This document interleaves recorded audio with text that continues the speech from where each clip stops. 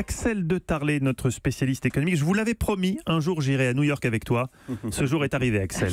Effectivement, on parle d'Amazon qui a son siège sur la côte ouest des États-Unis, à Seattle, et qui a annoncé hier qu'il allait déménager sur la côte est. Alors, il va déménager pour 2 nouveaux QG, 2 nouveaux sièges. Donc l'un, effectivement, va se trouver à New York et l'autre à Washington. Alors, question, pourquoi un double siège? Pourquoi l'un à Washington, l'autre à New York?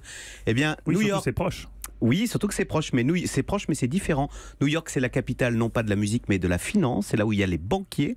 Et Washington, c'est la capitale de la politique. Exactement. Et de la même façon, vous avez Google qui est à San Francisco et qui est en train de renforcer son siège new-yorkais. On voit très bien, en clair, pour les gens de la côte ouest, c'est un peu fini de faire les yéyés, la cool California. On met un costume et on va là où il y a les banquiers. 717, fini les yéyés, voilà. On se coupe les cheveux.